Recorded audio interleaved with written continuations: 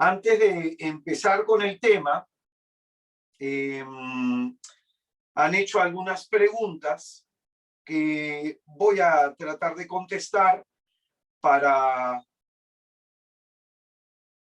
de pronto aclarar algunos puntos que puede ayudar a aclarar en todos, ¿no? Hay una hermana que nos escribió, más que haciendo una pregunta, una hermana nos contó la situación de pérdida de un familiar.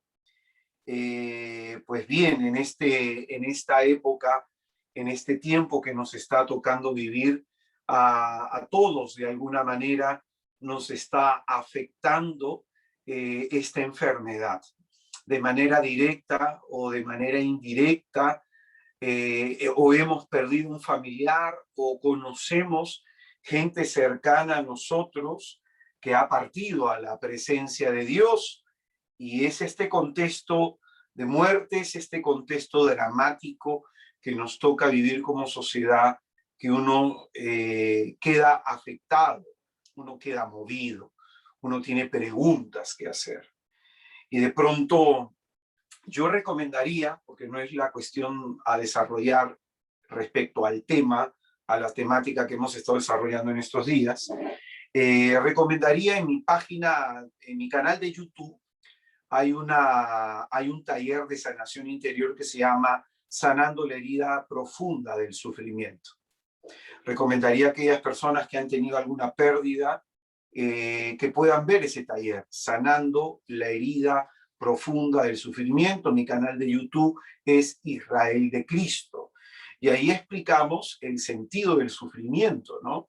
Y dentro de ese contexto se habla también de la muerte y se habla de otros aspectos y de otros elementos que hay que considerar.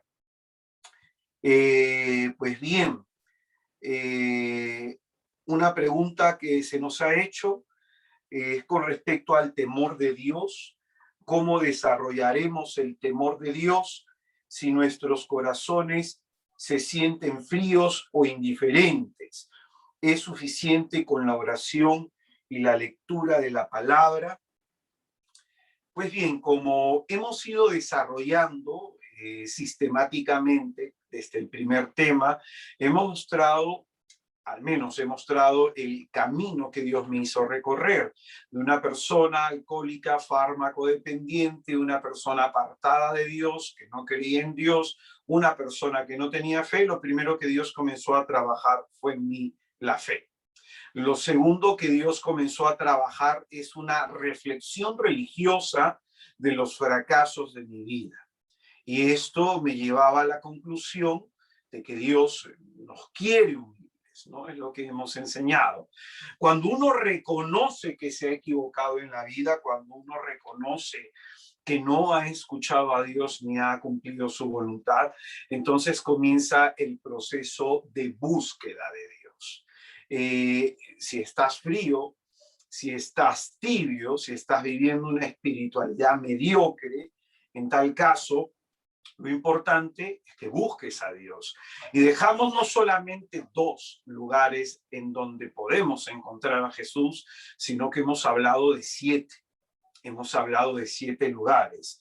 Y por eso, ante la tibieza en la que puede estar nuestra vida, ante la tibieza en la que puede encontrarse nuestra vida espiritual, recomiendo en el canal de YouTube, Israel de Cristo, hay una charla que se llama El demonio del mediodía. Te recomendaría ver ese taller porque ahí se habla de esta actitud de adormilamiento espiritual en la que nos podamos encontrar.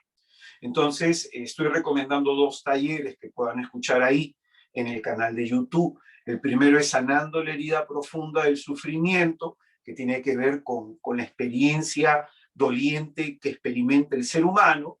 Y el segundo es El demonio del mediodía, que tiene que ver con el llevar una vida mediocre, espiritualmente hablando, con llevar una vida tibia, ¿no? Ahí se habla del efecto y de la condición de esta situación. Habíamos también enseñado ya en el cuarto tema que nos hace falta pues desarrollar el temor de Dios, que nos hace falta desarrollar la obediencia y que nos hace falta desarrollar el tema de la fidelidad. Y esto se desarrolla a partir del tercer tema que habíamos enseñado, la búsqueda de Dios. ¿Cómo yo crezco en el temor de Dios? Buscando a Dios. ¿Cómo yo crezco en la obediencia? Leyendo su palabra y sometiéndome a Dios. ¿Cómo yo crezco en la fidelidad? En el cumplimiento de los mandamientos. Entonces, los temas son concadenados, ¿no? Un tema se explica con el otro. Por eso, algo que decíamos ayer era la importancia de tomar nota, ¿no? A lo que se va enseñando para que posteriormente nosotros podamos hacer nuestra reflexión. Por ejemplo, cuando yo estudiaba en la universidad un curso de filosofía, especialmente lo que más me gusta, que es mi especialidad, lo que es la teología, una vez que llegaba la fecha del examen, yo repasaba todos los conocimientos que se me habían impartido y me daba cuenta que si en el salón de clase entendí algo, en el momento de repaso, en el momento del estudio, en el momento de profundizar en lo que se me enseñó, comprendía más y mejor lo enseñado. Entonces, por eso es importante que en la vida espiritual no solamente vayamos a un retiro y nos sentemos, no solamente participemos físicamente y no con toda la intencionalidad de nuestro ser en el retiro, ¿no? Porque el Señor tiene palabras de vida y una sola palabra suya que podamos comprender, que podamos entender, cambia y transforma nuestra vida. El día de ayer hay hermanos que me han estado preguntando sobre el tema de la brujería, sobre el tema si, por ejemplo, hay personas que en redes me han estado escribiendo, hermano, que mi familia es santera, hermano, que mi familia practica la brujería, hermano, que yo de pequeño lo hacía, y hay una persona que también pregunta sobre este tema, ¿no? Pues bien, el día de mañana lunes 29 de marzo, voy a estar dando un tema respecto al curso de fe cristiana y demonología que estoy dando todos los lunes y que probablemente va a acabar la primera o la segunda semana de abril. El día de mañana me toca hablar sobre lo que es la manifestación ordinaria y la manifestación extraordinaria del diablo. Dentro de las manifestaciones extraordinarias del diablo, ahí voy a hablar de este tema. ¿Qué pasa de pronto con lo que se conoce como la infesta diabólica, lo que se conoce como la opresión diabólica? Cómo el diablo puede entrar a oprimir, a afectar espiritualmente la vida de una persona y también sus generaciones cuando hay este tipo de situación. Ojo con eso, si el padre practica la brujería, el hijo practica la brujería, el nieto practica la brujería, entonces estamos hablando de un problema espiritual que se va transmitiendo a través de las generaciones y eso trae contexto de desgracia, contexto de maldición. En nuestro tiempo la actividad demoníaca está en un creciente aumento, llámese yoga, reiki, cristales, la oración a los arcángeles. La Biblia nos habla solamente de 3, pero ya hay gente que quiere inventar un montón y hay lugares, aquí en Perú, no sé, en otras partes del mundo, en donde lo encierran a la persona y le dicen que va a bajar un arcángel para curarlo, ¿no? Entonces, todo eso es nueva era. Y más que nueva era, como va a decir Monseñor Munilla, en España, esto tiene más de gnosticismo. Entonces, cuando una persona espiritualmente su vida está sin Dios, tercer tema que enseñamos el día de ayer, va su corazón a buscar a otros dioses, llámese demonios. Hay personas que en la práctica del yoga, en la práctica del reiki, en la práctica en ese sincretismo religioso que crea algo del cristianismo y toma algo del budismo, esos católicos que creen en los chakras, en las energías, que creen de pronto en las vidas pasadas, porque hay católicos que practican estos juegos de Facebook, que te recomiendan, trata de adivinar quién fuiste en tu vida pasada, y que te meten y te introducen en el tema de la reencarnación, pues bien, todo eso abre puertas al demonio. Todo eso abre puertas al demonio, mucho más. Entonces hay películas, hay libros que introducen en lo que es la magia y a lo que es el esoterismo, lo que es el mundo del ocultismo. ¿Qué hacer si una persona ha participado en eso? Lo primero que hay que hacer es tener un arrepentimiento profundo y una sincera confesión de cada uno de esos actos diabólicos. Lo primero que hay que hacer, porque esta persona lo más seguro es que esté infestada por el diablo. Es lo más seguro. Y si ha practicado en la casa, lo más seguro es que ese hogar sea un aquelarre. Deben haber un montón de demonios ahí. Y así de claro lo digo. No es cualquier cosa, no es un juego esto. Y es por eso hay un exorcista que se llama Raúl Salvucci, que va a hablar mucho de este tema en su libro Experiencias de un exorcista. Y también va a hablar Amor, en Narraciones de un exorcista, también va a hablar el padre Amor de esto, ¿no? Dos exorcistas, el padre Raúl Salvucci y el padre Amor, van a enseñar respectivamente en sus libros mucho sobre este tema, ¿no? Por eso decía que cuando uno va en pos de otros dioses, demonios, cuando en una nación crece todo el tema del espiritismo y baja lo que es la fe, pues esta nación está siendo consagrada al diablo. Tenemos el caso terrible de Cuba, tenemos el caso terrible de Venezuela. Yo conozco el caso de Cuba muy cercano por mi familia, mi madre es cubana, mis familiares son cubanos, y por el caso de Venezuela porque conozco a muchos amigos, ¿no? Gente católica que me comentaba cómo se practicaba comúnmente la brujería, y esto pasa también, hay mucha gente que se llama católica, entre comillas, y practica la brujería, la magia negra, la santería, el palo santo, el vudú, etcétera, etcétera, ¿no? Entonces, en estas personas, y es importante decirlo, el influjo de Satanás no se va a ir rápidamente. No se va a ir rápidamente, porque su pecado no es cualquier pecado, es un pecado terrible. Es un pecado terrible, ¿no?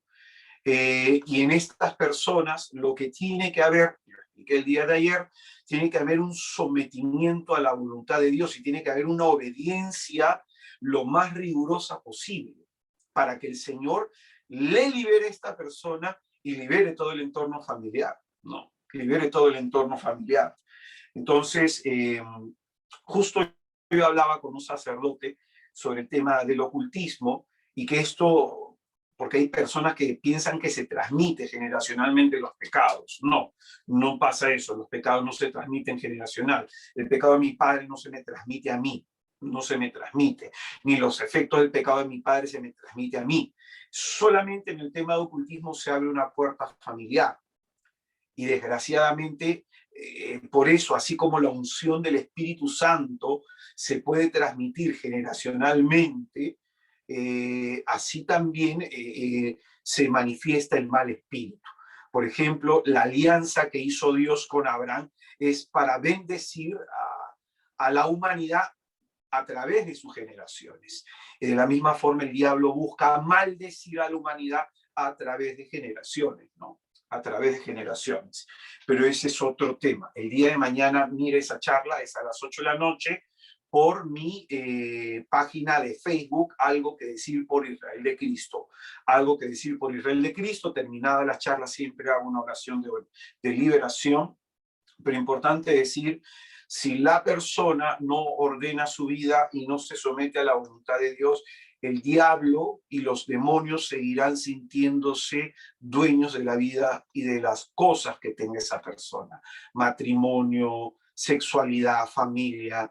He visto mucha desgracia en esa línea, ¿no? Muertes trágicas, vientres cerrados que no pueden concebir, personas que tienen enfermedades, problemas de identidad sexual, un montón de desgracia. Son puertas abiertas por donde entra el diablo a robar, a matar y a destruir. Por eso es importante que haya una sincera conversión. Otra pregunta. Dice, si pasa, hermano, a nosotros que transmitimos todos los días, tenemos dificultades. Bueno, aquí me estaban escribiendo otra cosa, la hermana. Bueno, respecto a lo que hemos enseñado, hemos querido dar un orden. Hemos hablado de la fe, que te ha querido decir el Señor en ese primer tema. Hemos hablado que el Señor humilla el orgullo del orgulloso para generar en él humildad. Y esta humildad es necesaria para recibir revelación de Dios sobre lo que Él quiere de nuestra vida. Aquí enfatizo lo que va a decir el profeta Jeremías en el capítulo 33, en el versículo 3, clama a mí y te responderé y te mostraré las cosas grandes y secretas que tengo preparadas para ti. Entonces, Dios tiene planes grandes y secretos, misteriosos, que se nos revelan cuando hay humildad. El propósito de tu vida, el entender por qué y para qué de algo, el entender todo lo que estás viviendo, el encontrar en tu vida sentido, dirección y significado, una razón de un por qué y para qué, eso te lo revela Dios solo si hay humildad en el corazón. Lo tercero que habíamos enseñado es que el Señor, en medio de la crisis, en medio de nuestros fracasos, nos invita a discernir, nos invita a ver si hemos perdido a Dios, si hemos perdido a Jesús. Y nos invita a reflexionar que probablemente nuestras actitudes religiosas no son lo más sinceras posibles a Dios. Por ejemplo, un día estaba yo en un grupo de oración y estaba haciendo un momento de oración y estábamos haciendo liberación y el Señor me muestra delante mío que había un demonio líder, ¿no? Un hombre fuerte. Entonces comienzo a preguntarle en mi interior al Señor qué espíritu se está manifestando en el lugar y me habla el Señor de la brujería, del ocultismo, y comienzo en mi interior a hacer oración, a pedirle al Señor que nos liberara de ese demonio, y en dos personas que no se conocían comenzó a manifestarse ese espíritu. Tuvieron una manifestación extraordinaria del demonio. Eran personas que iban a misa, personas que estaban participando activamente en la iglesia y practicaban la brujería. Otro día estaba haciendo adoración, un taller de sanación, y estábamos ante el Santísimo, y en eso el sacerdote estaba delante mío, yo estaba detrás, él había puesto el Santísimo, y cuando miro al sacerdote, el Señor me habla en el interior, me dice que había una persona en ese lugar que le había hecho una maldad a través de la brujería del sacerdote. Y en ese momento hablé y lo dije en voz alta, porque yo estaba guiando la oración, y reprendí a la persona, le pedí al Señor que se le cerraran los ojos a esa persona para que se arrepintiera de su pecado y le pidiera perdón al sacerdote y que por la absolución que le diera volviera a abrir los ojos. Al terminar la reunión hubo una mujer que le comenzaron a salir en el momento de la adoración ampollas en los párpados y se le cerró los ojos y se le pegaba con una materia que salía. La mujer confesó su pecado, que le había hecho brujería al sacerdote. Imagínate qué tal maldad. Y así te pudiera hablar de muchas otras situaciones. Entonces, muchos de nosotros, oye, creyendo en Jesucristo, buscamos pintar mandrágoras, buscamos de pronto temas de Reiki, tema de yoga, tema de nueva era. Oye, estamos en contacto con lo oculto, estamos en contacto con los demonios. Muchas veces vivimos una vida no sincera a los ojos de Dios. Por eso ese segundo tema. Me encontrarás cuando me busques con todo el corazón. Un día una mujer me dijo, hermano, ¿por qué tengo la vida como tengo? ¿Por qué Dios no me escucha mis oraciones? ¿Por qué Dios no me responde? Oye, cada vez que a mí alguien me dice eso, ¿por qué Dios no me responde? ¿Por qué Dios no escucha mis oraciones? Yo me pongo a hablar con esa persona y en 5 minutos le examino la vida y sale a la luz que esa persona vive completamente contraria a la voluntad de Dios, completamente apartada de Dios, con una vida de fingimiento y de hipocresía. Me he encontrado así mujeres que toman pastilla el día siguiente, que son abortivas, que viven en fornicación, que se han hecho abortos y no se han arrepentido, personas que viven apartadas de Dios, que simplemente viven la fe de una manera costumbrista, ¿no? Hay personas que viven así la fe, pues, ¿no? Que dicen creer en Dios y le sacan la vuelta a su mujer, que dicen creer en Dios y de pronto son personas que tienen una doble vida, ¿no? Por eso me encontrarás cuando realmente te des cuenta que te hago falta, cuando realmente reconozcas que sin mí eres nada, cuando realmente reconozcas que me has perdido porque has ido a adorar a los demonios.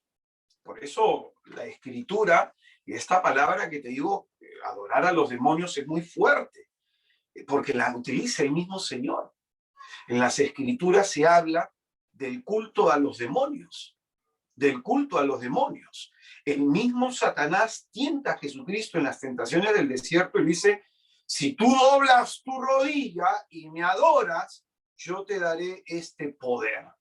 Un día, una persona del interior del país me pidió que orara por ella, que tenía cáncer, estaba ya generalizado, y cuando comienzo a orar por esta persona, el Espíritu Santo me muestra que esta persona había amasado su fortuna calumniando, mintiendo, dando falsos testimonios de sus compañeros y pasando por encima de ellos, oprimiendo a los demás. Oye, le lanzaron una maldición al tipo. Le lanzaron una maldición al tipo y lamentablemente tenía un cáncer en el estómago que le estaba fulminando interiormente, y todo el dinero que tenía y que había ganado injustamente no le servía para sanarse. Entonces yo le dije al hombre, ¿no? Pide perdón a las personas a las que tú sabes que le has hecho daño directamente, y en el perdón que ellos te dan, te vas a sanar. Pues el hombre murió porque su orgullo fue más grande. Su orgullo fue más grande. ¿Cuántas personas me hablan con resentimiento de su padre, de su madre? Es que mi papá, es que mi mamá, es que, hermano, tú no sabes la vida que he tenido. Hay gente que vive así llena de odios, de sentimientos de venganza. Por eso dice la Escritura, me encontrarás cuando me solicites con todo el corazón. Y en el último tema mostraba cómo debemos edificar nuestra vida. Hay 3 pilares, 3 principios espirituales sobre los que debemos construir nuestra vida, que es el temor de Dios. Es un don que se desarrolla orando, en el contacto con Dios. Por eso te dejé 7 lugares de encuentro con Cristo. Se desarrolla ahí. Ese don de temor de Dios te va a llevar a la obediencia. Ya te expliqué que es un camino de liberación de toda maldición. Y eso te va a llevar a ser una persona fiel, constante en tus afectos a Dios y vivas en la verdad. Entonces, a través de estos 3 pilares, caminando de esta forma, con temor de Dios, con obediencia y con fidelidad, el Señor libera y restaura por completo la vida de las personas. Hermano, yo le doy gloria a Jesucristo, que a mis 45 años, todo ese caminar que me ha hecho andar el Señor, me lleva a vivir hoy día una vida en su gracia y de su bendición. Y yo quisiera lo mismo para ti. Te soy sincero, quisiera que esa experiencia de poder de Dios que yo he tenido, que esa experiencia transformante, vivificante, restauradora, la puedas tener tú.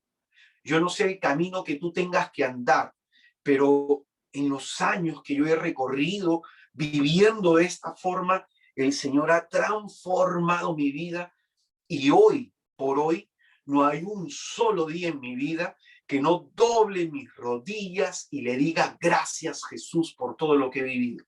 Y te puedo contar un montón de tragedias, y de todas me ha sacado el Señor. En este último tema, ruego a Jesucristo que lo que te pueda transmitir finalmente te ayude. Porque a veces se piensa que la sanación interior tiene que ver con que solo oren por ti, con que solo pidan al Señor que te cure. No, la sanación interior tiene que ver con vivir una vida nueva, una vida de resucitados, una vida restaurados por el poder de nuestro Señor Jesucristo. Yo en mi espíritu siento que Cristo quiere restaurar vidas aquí.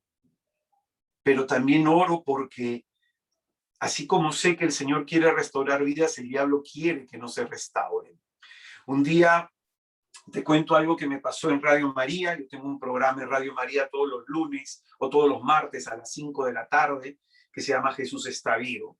Y me tocó dar una charla sobre el poder de la alabanza, le quise enseñar a la gente una manera de orar para que en ellos se manifieste el poder y la gloria de Dios. Les decía que debemos de pasar de andar pidiéndole y pidiéndole y pidiéndole y pidiéndole a Dios.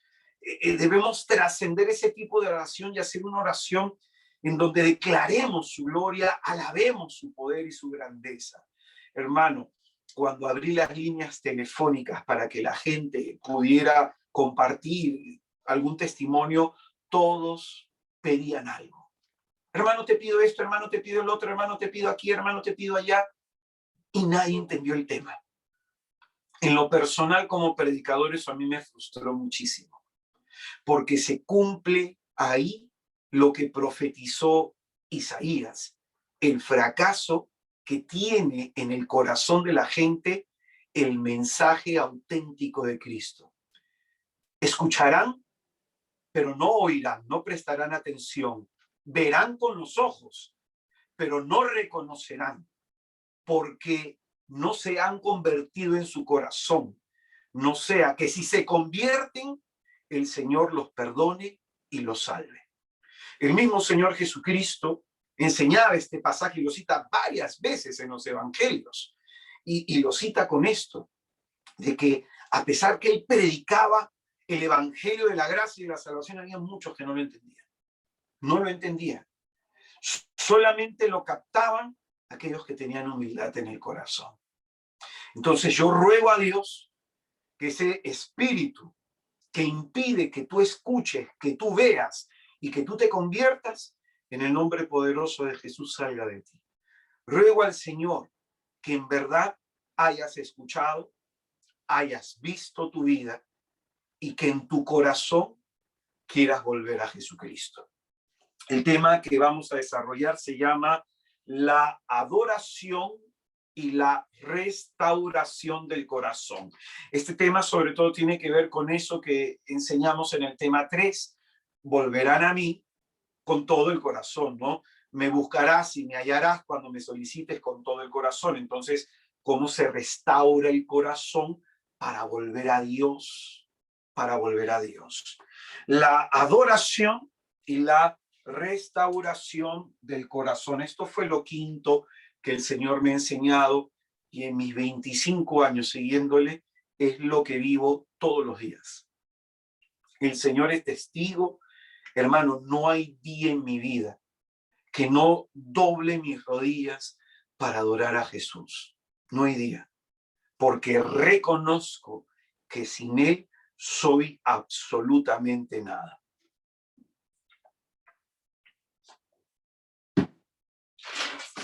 Y antes de empezar este tema, invocamos a la Santísima Trinidad sobre nosotros para que nos dé la gracia de escuchar. En el nombre del Padre, del Hijo y del Espíritu Santo. Amén. Dios te salve María, llena eres de gracia. El Señor está contigo. Bendita eres entre todas las mujeres y bendito el fruto de tu vientre Jesús. Santa María, Madre de Dios, ruega por nosotros los pecadores, ahora y en la hora de nuestra muerte. Amén.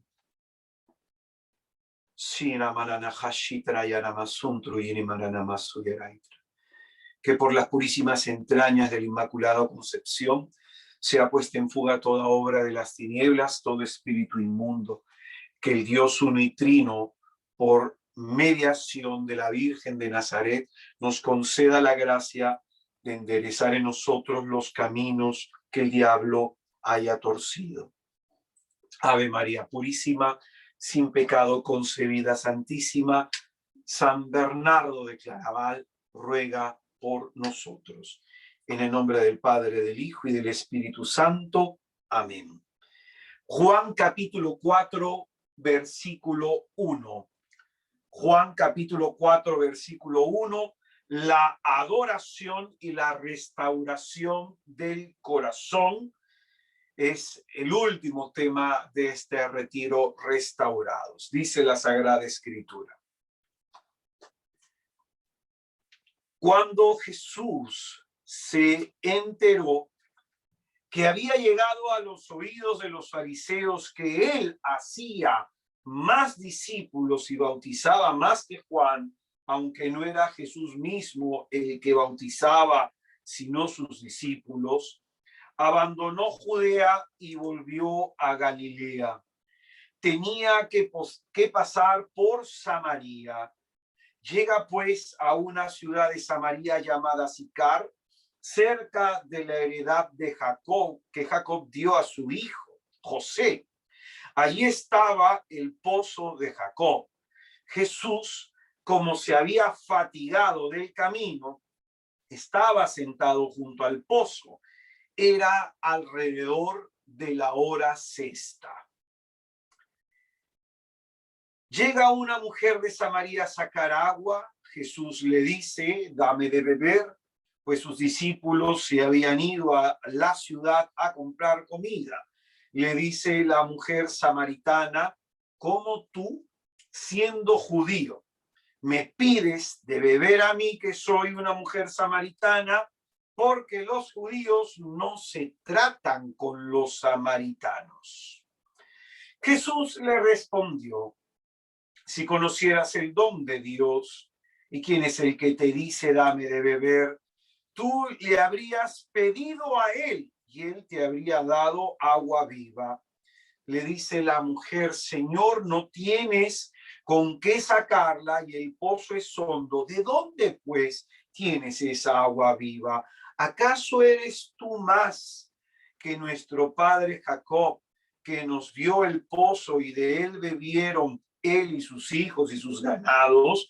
Jesús le respondió, todo el que beba de esta agua volverá a tener sed, pero el que beba del agua que yo le dé no tendrá sed jamás, sino que el agua que yo le dé se convertirá en él en fuente de agua que brota para vida eterna.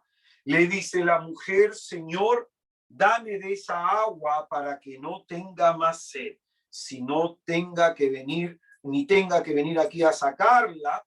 Él le dice, vete, llama a tu marido y vuelve acá.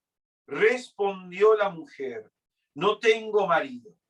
Jesús le dice, bien has dicho que no tienes marido, porque has tenido 5 maridos y el que ahora tienes no es marido tuyo. En eso has dicho la verdad. Le dice la mujer, Señor, veo que eres un profeta. Nuestros padres adoraron en este monte y vosotros decís que en Jerusalén es el lugar donde se debe adorar. Jesús le dice, créeme mujer, que llega la hora en que ni en este monte ni en Jerusalén adoraréis al Padre. Vosotros adoráis lo que no conocéis. Nosotros adoramos lo que conocemos, porque la salvación viene de los judíos. Pero llega la hora, ya estamos en ella, en que los adoradores verdaderos adorarán al Padre en espíritu y en verdad, porque así quiere el Padre que sean los que le adoren. Dios es espíritu y los que adoran deben adorar en espíritu y en verdad. Le dice la mujer, sé que va a venir el Mesías, el llamado Cristo. Cuando venga, nos lo develará todo. Jesús le dice, yo soy el que está hablando contigo. Es palabra del Señor. Gloria a ti, Señor Jesús.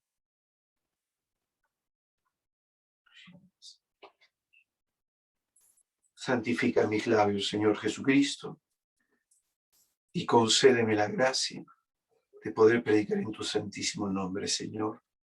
Amén.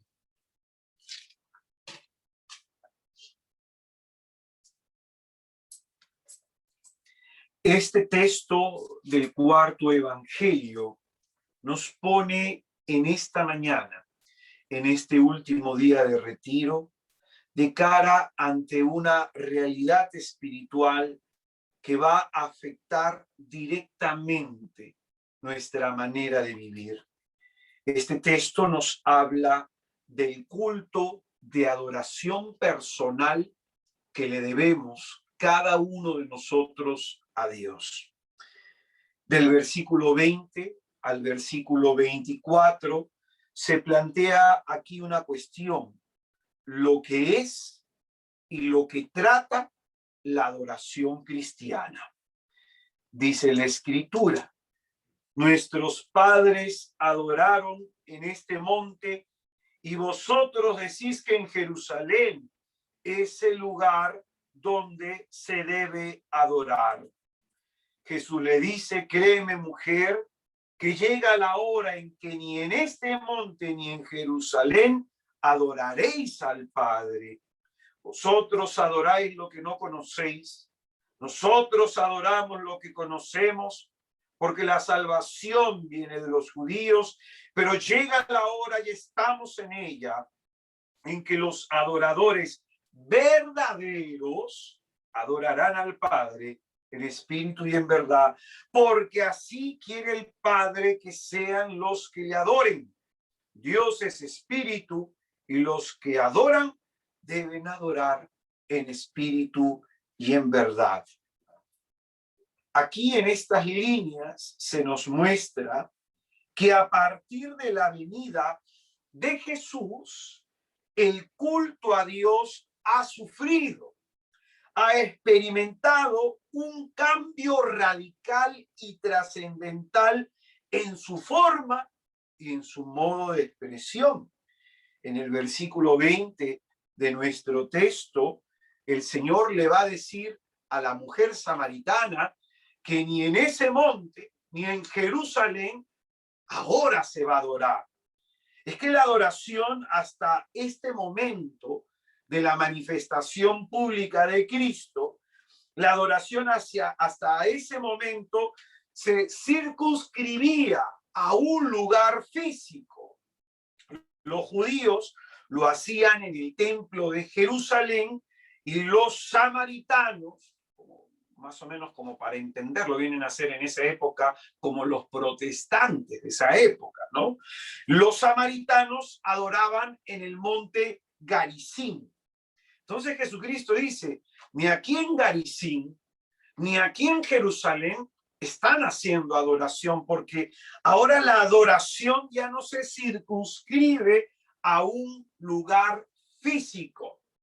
Por eso muchos de nosotros católicos pensamos que la adoración a Dios se limita solo al templo o a la iglesia, a veces malamente llamado templo. En realidad, el lugar físico en donde celebramos el culto a Dios se llama iglesia, malamente se le llama templo, ¿no? Pero en fin, litúrgicamente debería llamarse iglesia. Entonces pensamos que la adoración, el tributo de alabanza que le debemos dar a Dios se circunscribe y se limita solo a la acción litúrgica de participar en la misa, y eso que hay personas que pueden ir a misa sin comulgar, ¿no? Entonces pensamos que con ir a misa los domingos ya cumplimos, como que si con Dios se debiera cumplir. Entonces la adoración no se circunscribe a un lugar físico. Dice el versículo 21 de nuestro texto. Dice Jesús, le dice, créeme mujer, que llega la hora en que ni en este monte ni en Jerusalén adorarán al Padre. Llega la hora. ¿Qué significa esto que ya llega la hora? Llega esa hora instaurada por la presencia de Jesús. Por eso, desde la venida de Cristo, el culto a Dios ha experimentado un cambio radical y trascendental en su forma y en su modo de expresión. Jesucristo es el que instaura la plenitud de los tiempos. Por eso este sentido de llega la hora es que es el Señor quien está instaurando esa hora, quien está instaurando ese tiempo de cambio, ese tiempo de cambio. Va a decir la Escritura, versículos más adelante, en el versículo 23, pero llega la hora y dice a continuación, ya estamos en ella. Llega la hora y estamos en ella. Este es el tiempo de cambio. Este es el tiempo de cambio en que los adoradores adorarán al Padre en espíritu y en verdad. Aquí Jesucristo está hablando de lo que consta la adoración. Adorarán al Padre en espíritu y en verdad, porque así quiere el Padre que sean los que le adoren. Entonces ya estamos en este tiempo, el tiempo de Jesús. Este es el tiempo en que los verdaderos adoradores deben adorar al Padre con una especificación en espíritu y en verdad. Este es el tiempo de la adoración. Hasta la venida de Cristo nuestro Señor, desde su aparición hasta su segunda venida, es el tiempo de adoración. El tiempo en que el cristiano debe dedicarse a hacer adoración. Este es el tiempo de la verdadera adoración, del verdadero culto a Dios. Este es el tiempo. Y este texto, que es interesante, va a decir acá nuestro Señor, ¿no? Así quiere el Padre que sean los que le adoren. Y dice la Escritura, porque así quiere el Padre que sean los que le adoren. Yo tengo acá la traducción de la Biblia de Jerusalén, pero si tú, por ejemplo, tienes una traducción según la Carcolunga o también la Biblia de Luis Alonso Shekel, la Biblia del Peregrino de América Latina, en estas dos traducciones, estas líneas, porque así quiere el Padre que sean los que le adoren, se va a traducir como tales adoradores busca el Padre. Esto es impresionante, lo que nos muestra Jesucristo, ¿no? Es decir, el Padre no está buscando predicadores. El Padre no está buscando músicos. No está buscando intercesores. No está buscando coordinadores ni encargados de algo. No está buscando pastores. No está buscando más que adoradores. ¿Qué es lo que Dios busca de ti, hermano? ¿Qué es lo que Dios espera de ti? Tu adoración. Eso es lo que tú y yo le debemos a Dios. Hay una historia que me llama mucho la atención, la historia del mendigo y del rey, que dice que en un reino había un rey que era muy bueno, que era muy dadivoso, muy conocido por el pueblo, por la gran generosidad que expresaba este rey. Y también había en aquel lugar, en aquel reino, había un mendigo, un hombre que siempre se sentaba en el camino más transitado para pedir limosna, para mendigar. Entonces, de pronto el mendigo levanta la vista y a lo lejos ve que se está acercando el rey con todo su séquito. Entonces, el mendigo piensa hacia adentro y dice, uy, hoy día voy a recibir una gran ofrenda. Entonces, el mendigo está esperando que pase el rey y cuando él pase el rey por su lado, el mendigo lo primero que hace es extenderle la mano. Y le dice, una limosnita, mi rey, por caridad, por amor a Dios. Entonces el rey se detiene y le dice al mendigo, pónganse en pie. El mendigo se pone en pie y el rey le pregunta, yo soy su rey. Así es, mi señor. Y si yo soy tu rey, ¿dónde está la honra que tú me debes dar? Más bien, en vez de que tú me pidas algo a mí, tú me tienes que ofrecer algo, le dijo el rey. El mendigo pensaba hacia adentro, pucha máquina, ¿en qué problema me he metido? Qué rey más tacaño, qué rey más antipático.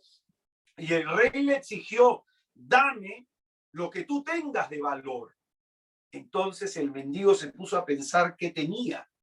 Tenía de pronto en el bolsillo un mendrugo de pan duro, tenía unas galletas pasadas y tenía una exquisita naranja. Entonces el mendigo agarró el mendrugo de pan y se lo dio, agarró las galletas pasadas y se las dio. Esto es lo único que tengo, mi rey, para su gloria. Entonces el rey le dijo, muy bien, mendigo. Llamó a sus siervos y le dijo, denle 2 monedas de oro por cada cosa que me dio. Entonces el mendigo recibió las 4 monedas de oro y el rey siguió su camino. En ese momento el mendigo se puso a pensar, yo hubiera entregado también la naranja. Mi rey, un momentito, me olvidé que aquí también tenía una naranja exquisita y jugosa para usted. Entonces el rey lo queda mirando y le dice, eso no te lo puedo recibir. Te he dado 2 monedas de oro por aquello que me diste de buena gana. Y el rey siguió su camino. Entonces, ¿qué nos enseña esta historia? ¿Dónde está la adoración que tú y yo le debemos a Dios? A ese Dios que siempre le pedimos algo. Si es Jesucristo nuestro Rey, somos nosotros quienes le tienen que tributar alabanza y adoración. Si Él es nuestro Rey, no solamente tu vida espiritual se tiene que limitar a pedirle y a pedirle y a pedirle. ¿Dónde está la adoración que se merece Jesucristo en tu vida? El Padre, dice nuestro Señor, está buscando gente con esta actitud, está buscando a gente con un perfil específico, que sean adoradores en espíritu y en verdad. Y en verdad. Hay 2 cosas entonces que debemos nosotros explicar para profundizar en el sentido de este texto. Lo primero que tenemos que explicar es qué es adorar en espíritu y luego es qué es adorar en verdad, porque en espíritu y en verdad se adora a Dios, se adora a Dios. Y estas, según lo que nos enseña Jesús, son como que las condiciones verdaderas de una adoración. Son los signos comprobatorios de estar realizando una verdadera adoración. Entonces, esto supone que si hay una verdadera adoración, también debe haber una adoración falsa, ¿no? Porque no se dice a secas adoración, sino si hay una verdadera adoración en espíritu y en verdad, debe haber una adoración que sea falsa, ¿no? Esto supone que una es agradable al Padre y la otra no. Una es aceptada por Dios y la otra es rechazada. Por eso, antes de analizar estas 2 condiciones, veamos qué es una falsa adoración o un culto no agradable a Dios. Y para ello vamos a recurrir a los profetas. Como te enseñaba el día de ayer, estudiar a los profetas nutre mucho el alma, porque los profetas, los naví, son los grandes defensores de los derechos de Dios.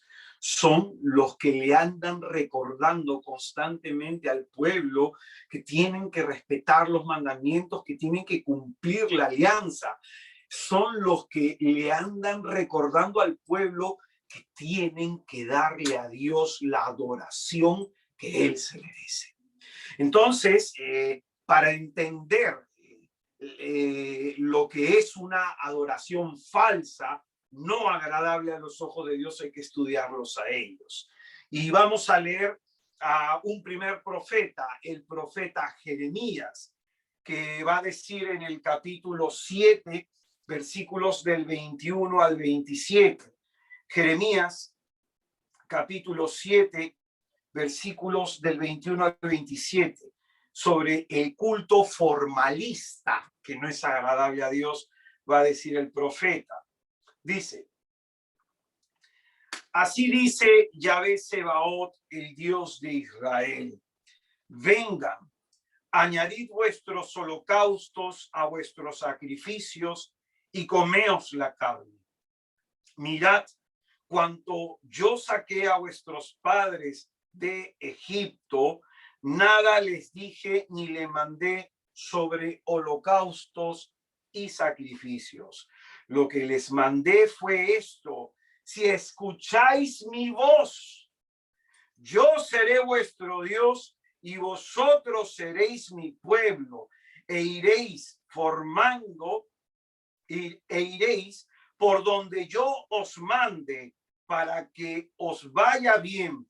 Mas ellos no escucharon ni aplicaron el oído para oír, sino que se guiaron por la pertinencia de sus malas intenciones, se volvieron de espaldas por no darme la cara desde el día en que los saqué de Egipto hasta el día de hoy.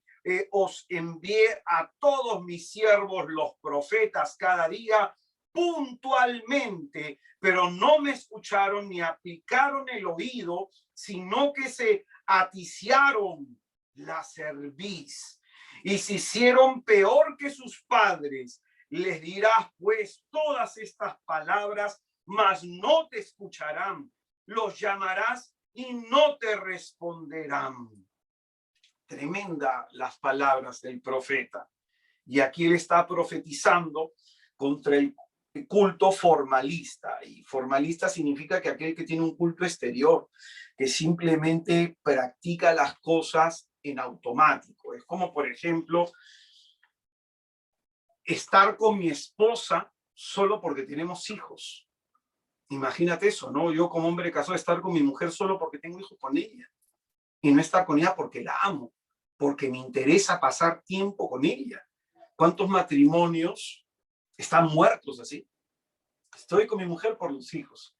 Estoy con mi marido por los hijos. Soporto esto por los hijos. Pero no tienes deseo de estar con la persona. Ese es el culto formalista. Vas a la iglesia, pero tienes deseo de estar con Jesús. Vas a tu comunidad porque tienes que cumplir y hay una hermana que te ama por teléfono y hay otro que te escribe ¿por qué no viniste? Pero vas porque quieres amar y adorar a Dios. Entonces, muchas de las cosas que hacemos, las hacemos por cumplir, un culto formalista. Esto es lo que está denunciando el profeta. Y por eso dice, ustedes no me escuchan. Han hecho dura su cerviz y no se dejan guiar. Segundo, otro profeta, el profeta Malaquías. El profeta Malaquías viene a ser el último de los profetas en el Antiguo Testamento. Escucha bien esto. Como Dios habló tanto a través de los siglos, a través de los profetas, y el pueblo de Dios era terco, no quería convertirse, no quería volver a Dios, y como mataron a los profetas, entonces Dios dijo un día, ¿sabes qué? Ya no les vuelvo a hablar. Y desde Malaquías hasta la anunciación de Juan el Bautista, en donde Dios vuelve a hablarle al hombre, ¿sabes cuántos años pasó? 400 años de silencio de Dios. Porque a veces Dios no nos contesta, porque no queremos oír, porque podemos oír la palabra, mas no ejecutarla. No, si yo oigo una orden, es para ponerla en práctica, es para ejecutarla, ¿no? Entonces, por eso Malaquías es el último de los profetas, hasta Juan el Bautista. Imagínate, 400 años en que Dios dejó de hablar. Y todo esto es la enseñanza que te estoy transmitiendo. En Malaquías capítulo 1, en el versículo 6, Malaquías capítulo 1, versículo 6 dice: el hijo honra a su padre, el siervo a su señor. Pues si yo soy su padre, dice el Señor, ¿dónde está mi honra? Y si soy su señor, ¿dónde mi temor? Os dice Yahvé Sebaot a vosotros. Tremenda profecía. Es decir, si tú dices que Dios es tu padre, ¿en dónde está la obediencia que tú le debes a tu padre? Si tú dices que Dios es tu Señor, ¿en dónde está la honra que le debes a tu Señor? Y aquí el Señor dice, ¿dónde está mi temor? ¿Dónde está el respeto? Acuérdate, el temor de Dios tiene que ver con respeto. ¿Dónde está el respeto a Dios? ¿En qué se nota que respetamos a Dios en nuestra manera de vivir?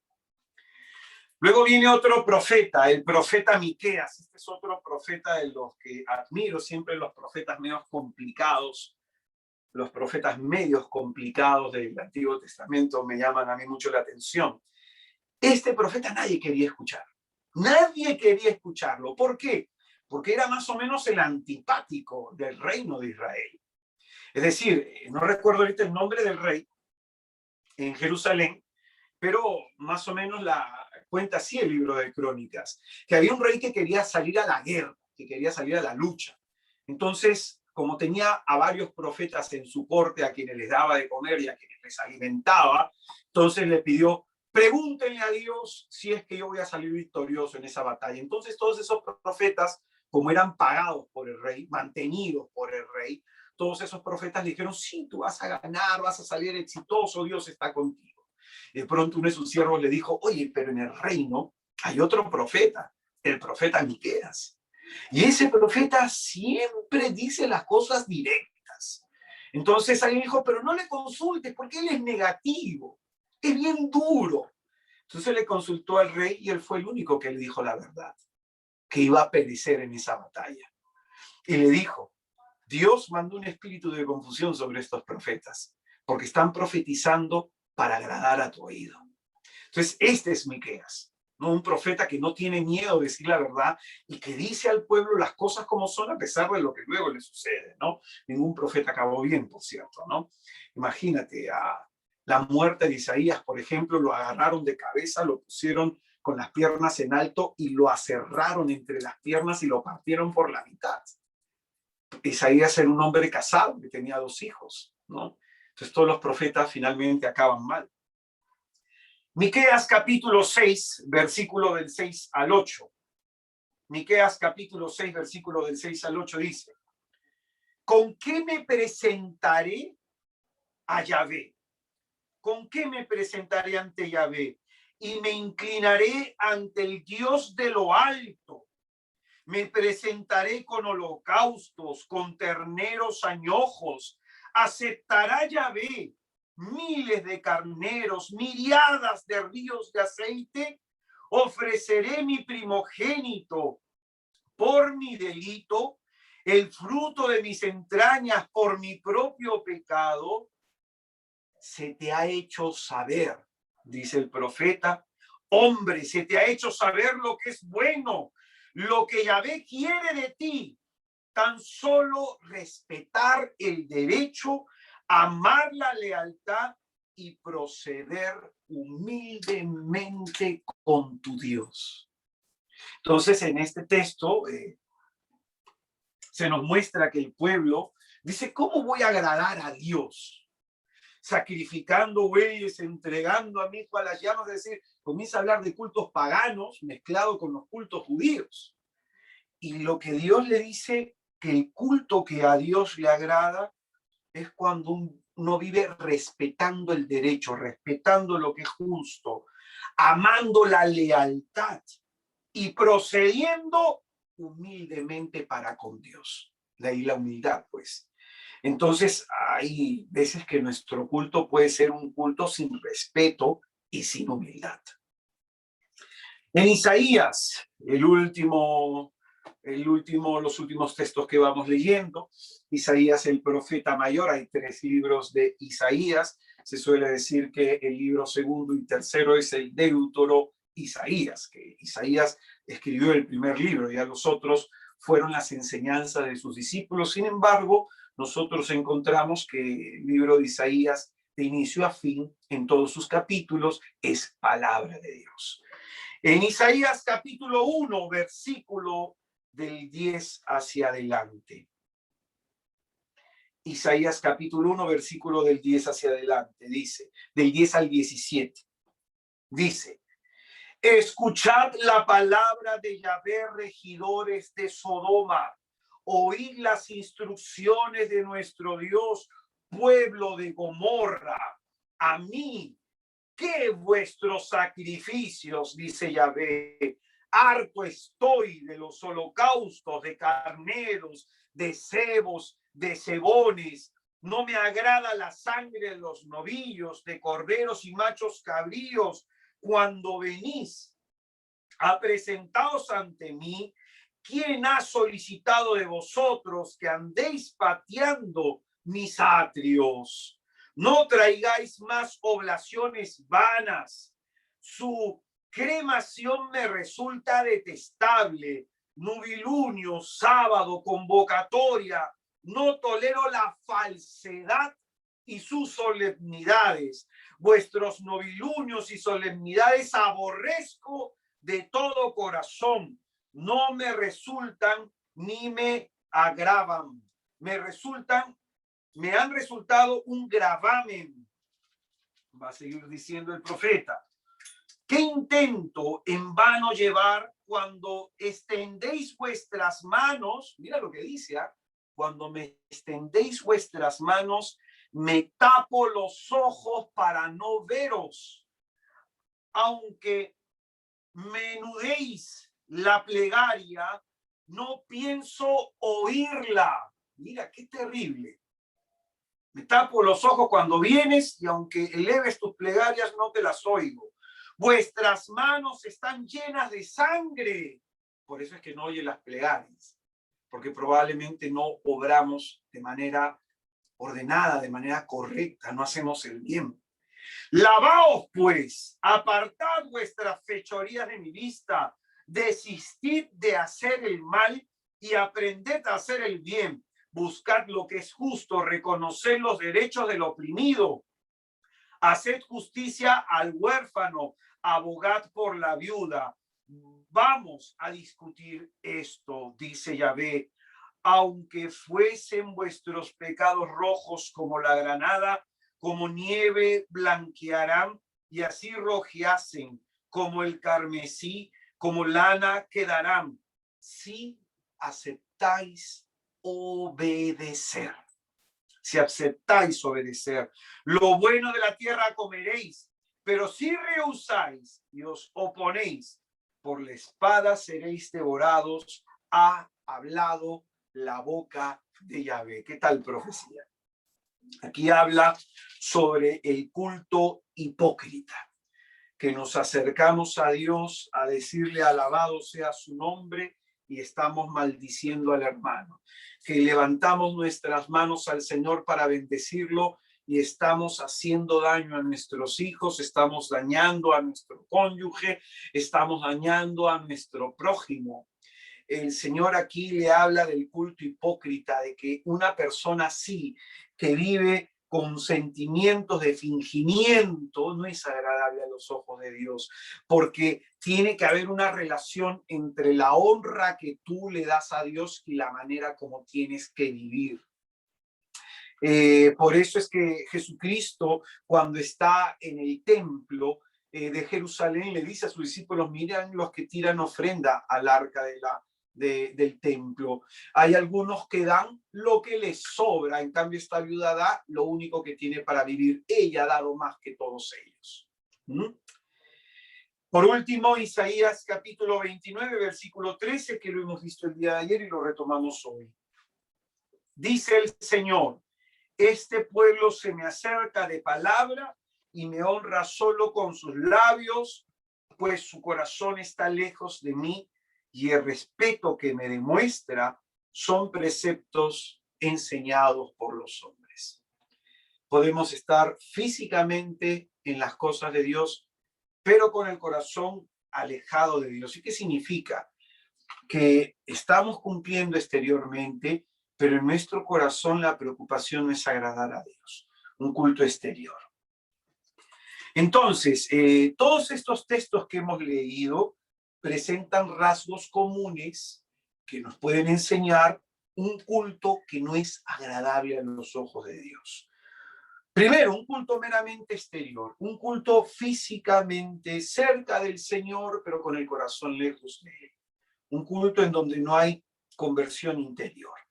Segundo, no tener temor de Dios cuando hacemos las cosas, es decir, cuando leemos la Biblia, cuando vamos a orar, cuando vamos a la misa, no tenemos temor de Dios. Es decir, vamos simplemente para cumplir. Voy a mi grupo para cumplir, ¿no? Hago lo que me piden para cumplir con el que me lo pidió. Entonces no hay temor de Dios. Y el temor de Dios tiene que ver con el amor y con la reverencia que le debemos dar. Otro elemento en común es que al no haber conversión de corazón, pues no hay arrepentimiento, no hay una conciencia de pecado. Si no hay una conciencia de pecado, ¿cómo puedo comulgar el cuerpo y la sangre de Cristo? Estoy comulgando para mi propia condenación, va a decir San Pablo en 1 Corintios capítulo 11. Cuando no hay obediencia, cuarto punto, cuando no hay obediencia, cuando no hay fidelidad a su palabra, es un culto vacío. Es un culto vacío sin sentido, ¿no? Porque ¿cómo voy a adorar a aquel que no hago caso? ¿Cómo voy a adorar a aquel a quien no busco ser fiel? ¿No? Quinto, cuando uno no lleva una vida justa delante de los ojos de Dios, ¿cómo mi ofrenda sí va a ser agradable? Si mi manera de vivir no es agradable, ¿cómo sí lo va a ser mi ofrenda? ¿Cómo sí lo va a hacer? No practicar el bien con los demás. Hay gente que dice: yo no hago mal a nadie, pero el punto es, no se trata solo de que no hagas mal a nadie. ¿A quién le hace bien tu vida? Si tú te mueres, ¿cuántos van a estar agradecidos por la vida que tuviste? ¿A cuántas personas les puedes tú haber hecho bien? Hace unos días un amigo predicador, el hermano Aurelio Carpio, murió de COVID. Me tocó muchas veces trabajar con él en las zonas de San Juan, en Villa María, un predicador de muchos años, ¿no? De muchos años. Y a muchas personas, muchos que somos predicadores un poquito más contemporáneos, nos apenó mucho. Yo no pude estar en su funeral porque justo tenía que dar una charla para una comunidad. Oye, pero hubieron muchas personas que estuvieron ahí agradeciendo a Dios por la vida de este hermano. Muchas personas que estuvieron ahí dándole gracias a Dios. El ataúd estaba dentro del carro y ellos estaban en la calle y estaban alabando y bendiciendo a Dios por la vida de este hermano. Pues bien, tu vida no se debe limitar solo a no serle mal a nadie. ¿A quién ayudas? ¿A quién le haces bien? ¿A quién estás favoreciendo? ¿Por quién te estás interesando? Es por eso que el Padre ha salido a buscar adoradores. Ayer decíamos que está buscando hombres fieles, ¿no? Ahora estamos diciendo que está buscando adoradores con dos características: que lo adoren en espíritu y en verdad. Entonces vamos a explicar esto. ¿Qué es adorar en espíritu y en verdad?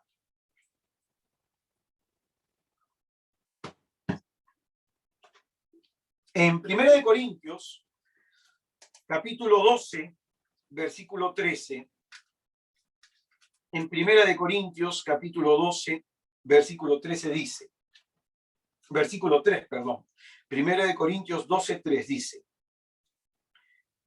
por eso os hago saber que nadie movido por el Espíritu de Dios puede decir maldito sea Jesús.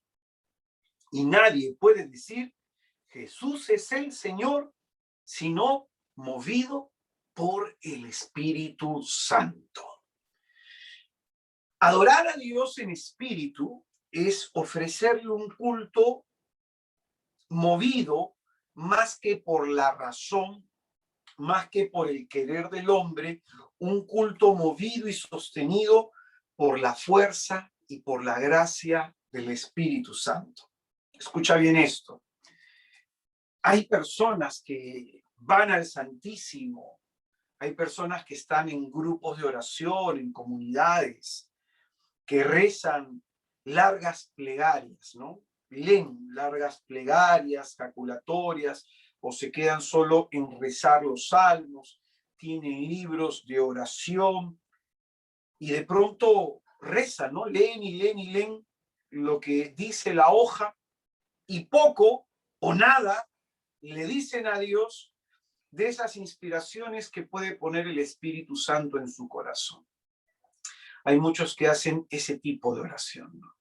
Entonces, eso está bien que tú te puedas apoyar con algún libro para rezar, está bien, pero toda tu oración no puede limitarse a eso.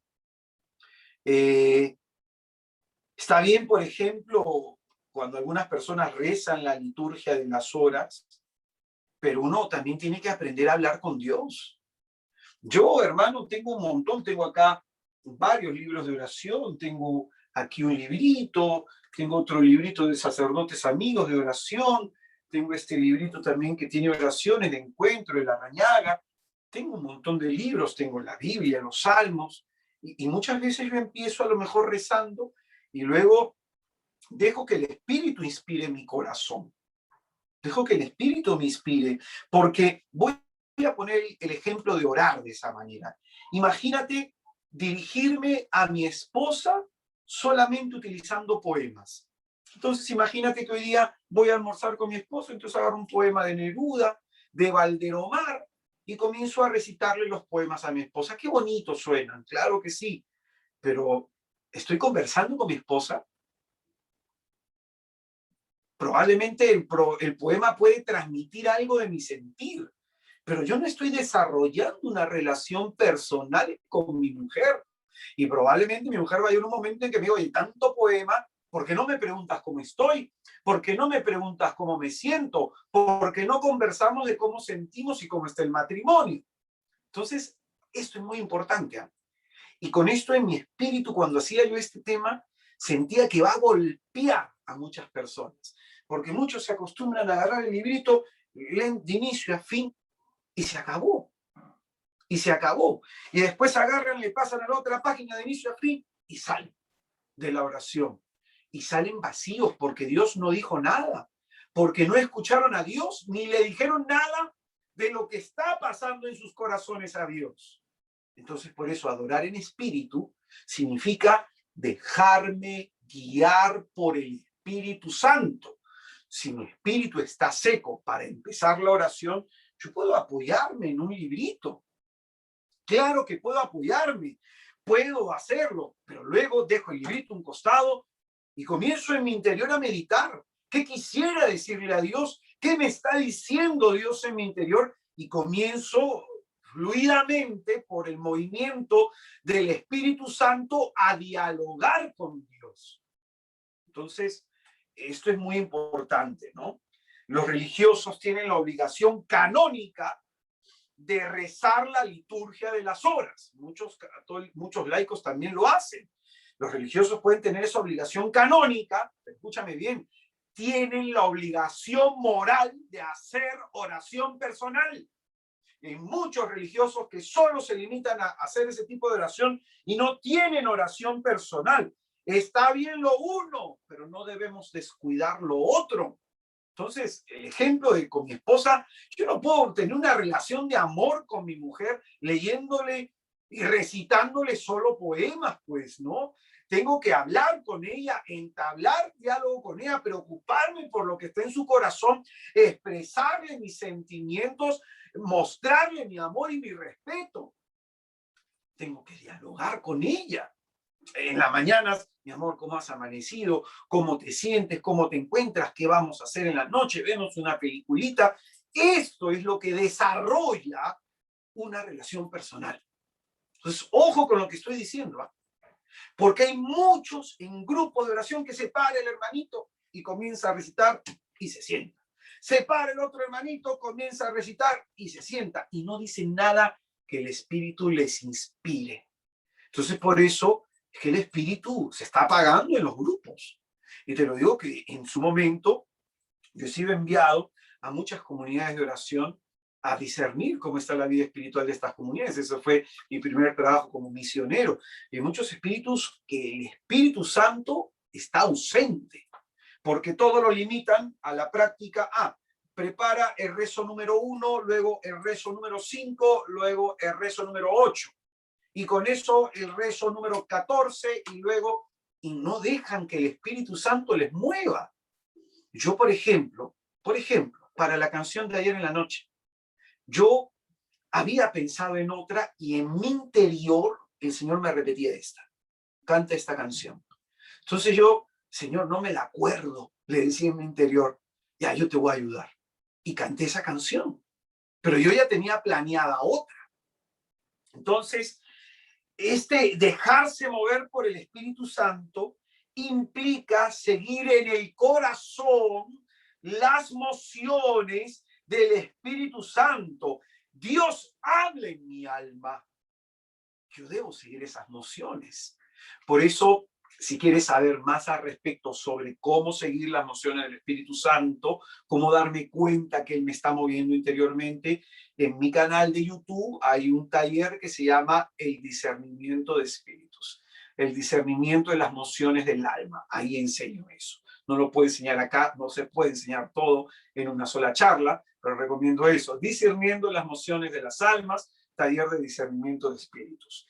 Entonces, Dios nos habla en el interior y nos mueve a agradarle, como nos va a decir en la carta a los Filipenses, capítulo 2, en el versículo 13. Dice, es Dios quien por su benevolencia provoca en su interior el querer y el realizar algo.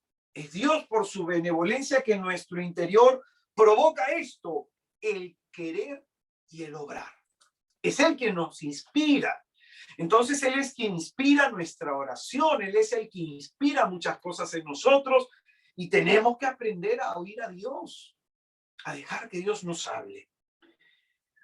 No se trata simplemente en la vida espiritual de cumplir normas y reglas. No se trata simplemente de hacer lo correcto, sino, como le dijo Jesucristo a Nicodemo, tú oyes el silbido del viento, pero no sabes de dónde viene ni a dónde va. Lo mismo le sucede a los que se dejan mover por el Espíritu Santo. Entonces, a lo mejor tú en la vida espiritual te estás moviendo sin consultar a Dios esos movimientos en tu alma. Entonces, se trata de procurar hacer la voluntad de Dios. Y para hacer la voluntad de Dios, primero la tengo que conocer. Y para conocer la voluntad de Dios, primero tengo que buscar a Dios para que me hable. Y realizar la voluntad de Dios de pronto, haciendo lo que Dios me pide, es la manera como yo lo adoro. Por eso es que dice que la adoración tiene que ser en espíritu. La carta a los Romanos, en el capítulo 12, en el versículo 1 y 2, carta a los Romanos, capítulo 12, versículo 1 y 2, dice, os exhorto pues, hermanos, por la misericordia de Dios, a que os ofrezcáis a vosotros mismos como un sacrificio santo, agradable a Dios. Tal será vuestro culto espiritual. Mira lo que dice en la primera línea. Tu vida es tu manera de darle culto a Dios. El cómo vives es tu manera de darle culto a Dios. Y para darle culto a Dios, no acomodéis al mundo presente, antes bien transformaos mediante la renovación de vuestra mente, de forma que podáis distinguir cuál es la voluntad de Dios, lo que es bueno, lo que es agradable, lo que es perfecto. Si en tu vida tú no quieres agradar a Dios y esta no es tu primera preocupación, ¿cómo vas a conocer su voluntad? Y para a veces saber si lo que hacemos es agradable a Dios, pregúntate si lo que haces, lo que sientes, lo que piensas y cómo actúas, lo haría Jesucristo. ¿Mm? Por eso es que se nos muestra en la Escritura el ejemplo del fariseo y el ejemplo del publicano. El fariseo cumplía exteriormente toda la ley, pero cuando estaba en la presencia de Dios orando, Dios ni se inmutaba. En cambio, el publicano cada vez lloraba por sus pecados, iba a la presencia de Dios a llorar por sus pecados, y este sí era agradable a Dios. ¿Cómo es eso? Que el cumplidor no es agradable y el pecador sí. Es que ese es el punto, ¿no? A veces nosotros pensamos que no somos pecadores porque somos cumplidores. Y a veces el no reconocer nuestro pecado es el que nos impide realmente volvernos agradable a Dios. Cumplía el fariseo con toda la forma exterior, el publicano que en su querer agradar a Dios pedía perdón por sus pecados. Por eso, como va a decir en Lucas 18:9, el publicano salió recibiendo la gracia de Dios, ¿no? Entonces esto es adorar en espíritu. Adorar en espíritu. Mi vida, como vivo, yo por ejemplo soy hombre casado, yo soy padre, tengo una madre, tengo hermanos. En esta condición yo tengo que adorar a Dios. Yo adoro a Dios en mi oración y le adoro a Dios cuando trato bien a mi mujer. Adoro a Dios en mi oración y adoro a Dios cuando trato bien a mis hijos. Adoro a Dios en mi oración cuando soy buen padre y cuando soy buen esposo y cuando soy buen trabajador y cuando soy una persona honesta. Eso es adorar en espíritu. Tiene que haber esta coherencia. Si una cosa es lo que oras y otra cosa es cómo vives, esa incongruencia es la que anula esta adoración. Entonces, adorar en espíritu es dejarme mover por el Espíritu Santo para que en los aspectos de mi vida dé gloria a Dios. De gloria a Dios. Interiormente, ¿qué me está pidiendo el Señor?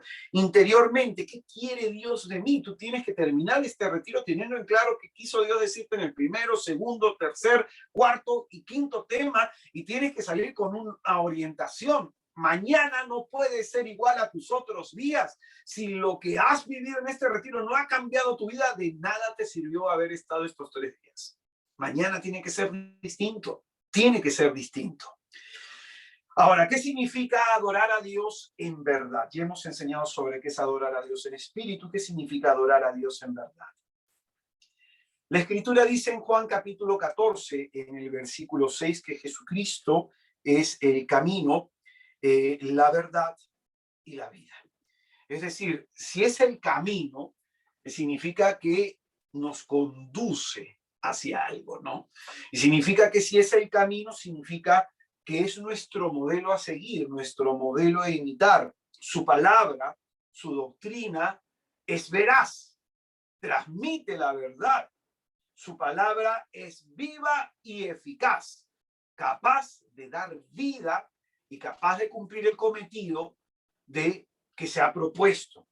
Entonces, vivir en la verdad es vivir conforme las enseñanzas de Jesús. Para conocer las enseñanzas de Jesús tienes que leer los evangelios no solamente una vez, varias. Para entender el mensaje de Cristo tienes que leer una y otra vez, porque a la primera entenderás un 10%, a la segunda un 40%, a la tercera un 60%, a la quinta vez, a la octava, a la novena, llegarás con lo ajustas a un 80%, y siempre Dios profundizará más en su contenido, porque la palabra de Dios no se agota. Yo tengo 25 años leyéndola. Y eso, que leía antes de mi conversión, también leía la Biblia, leía a los 9 años. O sea, debo tener por lo menos unos de 25, unos 27, 28 años leyendo la Biblia. 25, 28 años. Entonces, nos hace falta esto, vivir conforme el Evangelio de Jesús. Vivir no cumpliendo el Evangelio de Jesús es vivir hipócritamente, con fingimiento, ¿no? Por eso qué importante es no solamente decir la verdad, sino vivir en la verdad. Hay un capítulo muy interesante en Hechos de los Apóstoles, capítulo 5, del 1 hacia adelante, en donde se nos cuenta el evangelista Lucas, que escribe Hechos de los Apóstoles, nos va a contar el fraude de Anías y Zafira, de dos personas que se quieren hacer discípulos y venden toda su casa y determinan en secreto dar una parte a los apóstoles y quedarse con otra. Ellos tenían todo el derecho de hacer eso, pero el problema es que le mienten a Pedro. ¿Sabes qué? Acá está el dinero íntegro de todo lo que hemos vendido. ¿Por qué ese fingimiento? ¿Por qué esa exageración? ¿Por qué esa hipocresía? ¿Por qué ese querer jactarse? Todo lo estoy yo dando, ¿no? Entonces, mira lo que va a decir Pedro en el capítulo 5, en el versículo 3 de Hechos de los Apóstoles. Dice, Pedro le dijo a Ananías, ¿cómo es que Satanás se adueñó de tu corazón para mentir al Espíritu Santo y quedarte con la parte del precio del campo? Mira lo que dice, ¿no? Este texto que es impresionante, pues se nos dice que después Pedro de esta exhortación se muere Ananías y se muere Zafira. Entonces este texto, Lucas lo deja para enseñanza de que en la comunidad cristiana se tomaba muy en serio la vida en Cristo. Entonces uno no podía ser cristiano y mentir. Uno no podía ser cristiano y ser deshonesto. Uno no podía ser cristiano y ser hipócrita, vivir con fingimiento. Entonces, acá nos muestra la rigurosidad de la exigencia cristiana en la iglesia primitiva. Y Pedro le dice bien claro a Ananías, cómo Satanás se ha adueñado de tu corazón para mentir. Cada vez que tú mientes, no es Jesús tu dueño. Por eso es que Jesucristo enseñará en Juan 8:44 que Satanás es el padre de la mentira. Y por eso acá Pedro enseña así claramente cómo Satanás se te ha adueñado del corazón. Es que, hermano, hay que a veces decir una mentira blanca. Dime una sola texto de las Escrituras en donde se diga que existe la mentira blanca. ¿No? La vez pasada yo saqué un post en donde decía, no hay un solo texto en las Escrituras que hable de la crítica positiva. Y a veces nosotros dentro de la iglesia hablamos de crítica positiva, como que el Señor enseñó la crítica positiva y nosotros traemos del mundo categorías verbales que no están en el Evangelio. El Señor no habló de crítica positiva, habló de corrección fraterna, que es completamente distinto, completamente distinto. Y a veces queremos vivir la fe a la manera del hombre, ¿no? Entonces esto es vivir en la verdad. Jesucristo dijo, conocerán la verdad y la verdad les hará libres. Conforme yo me acerco a Jesucristo, se me va revelando la verdad de quién soy.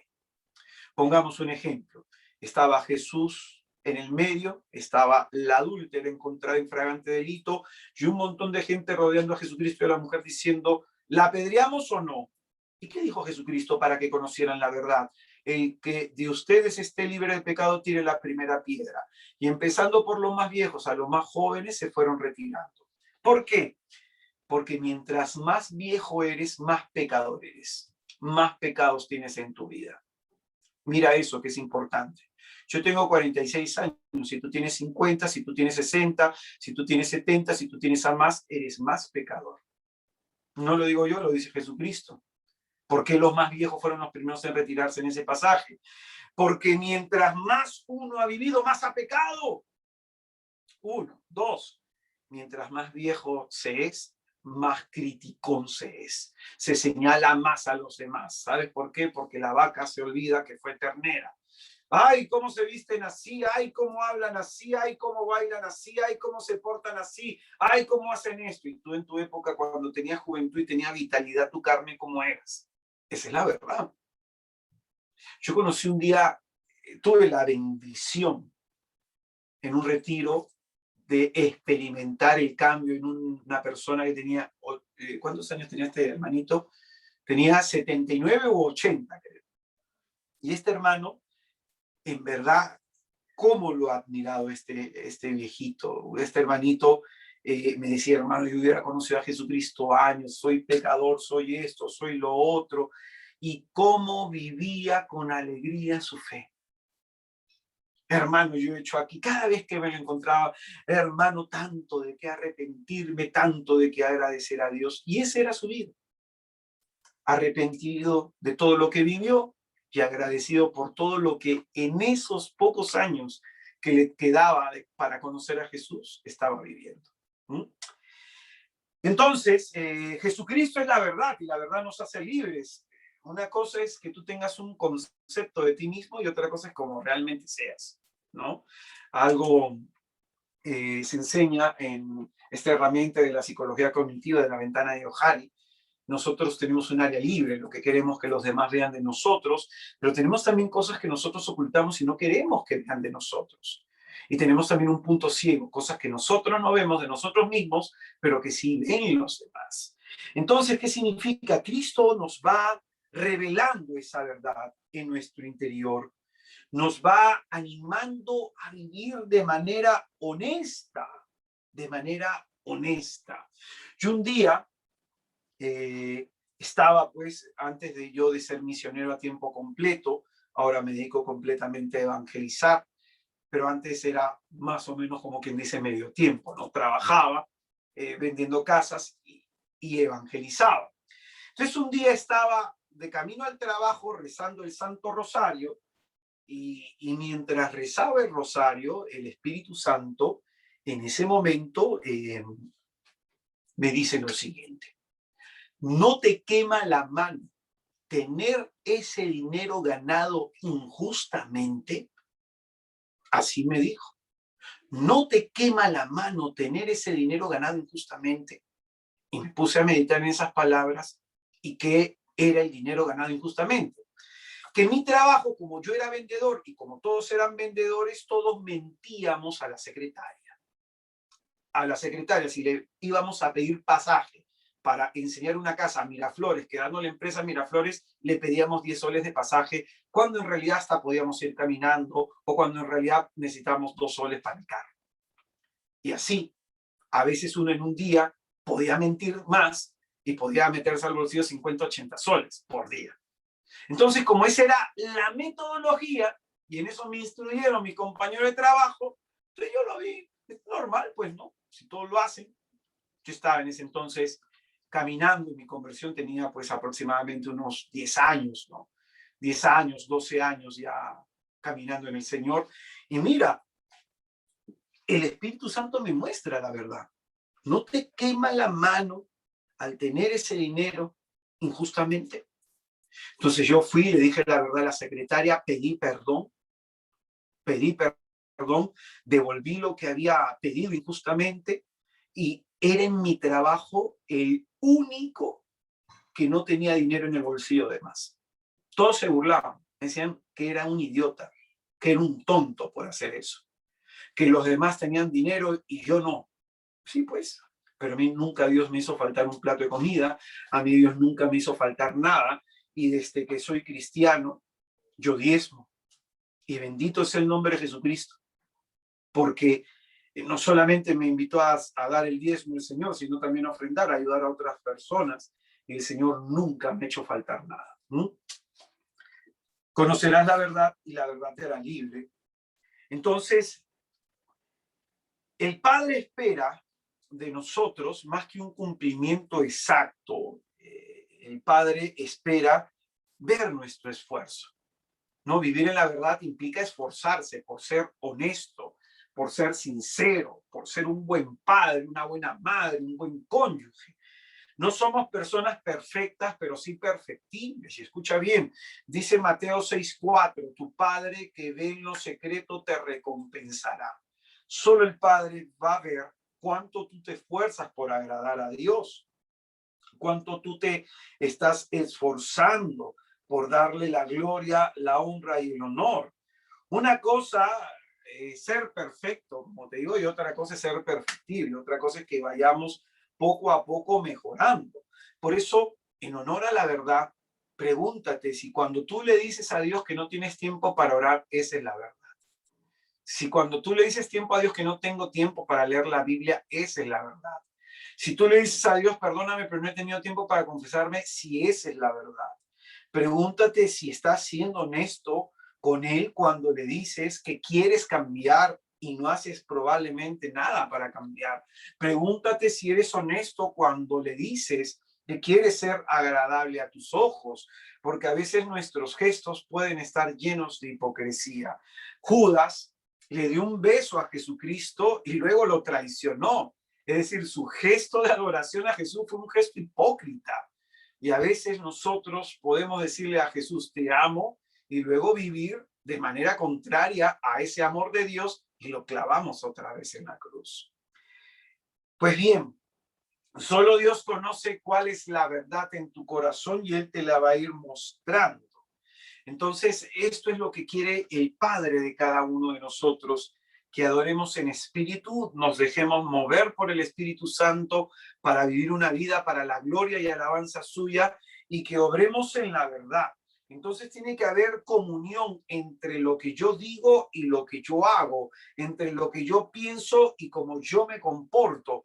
No puede darse el caso de que yo diga ser cristiano y esté a favor del aborto en mujeres violadas, menores de edad, que sí, que pobrecitas, no puedo, no es compatible eso. Y quien te habla tiene madre, tiene mujer y tiene una hija, no es compatible.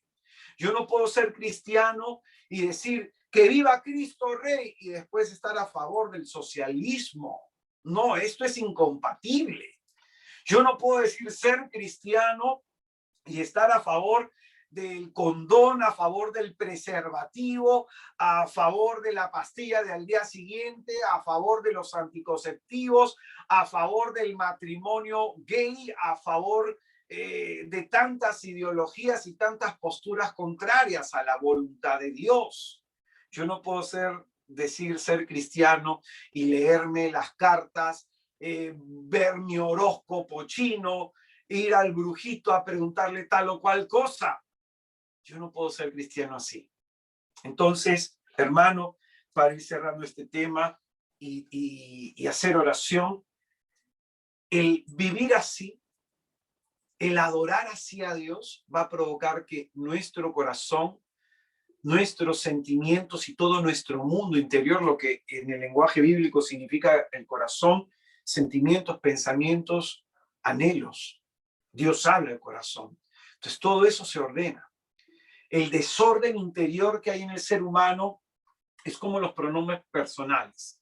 Pensamos primero en el yo, luego pensamos en el tú y luego por último pensamos en él. Entonces la adoración cambia ese orden.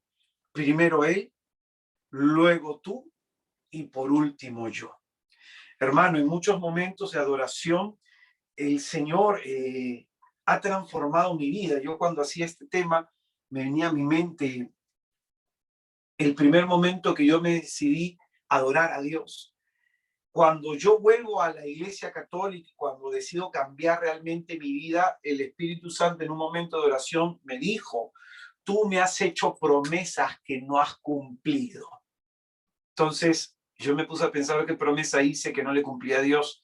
Y una promesa tonta que hice hace muchos años era que si yo pasaba de segundo a tercer año en Derecho, yo iba a caminar desde la puerta de la Santísima Cruz de Barranco, desde el atrio de la Santísima Cruz de Barranco hasta el altar, iba a caminar de rodillas. Esa es la promesa tonta que yo le hice un día a Dios si pasaba, y pasé ese año.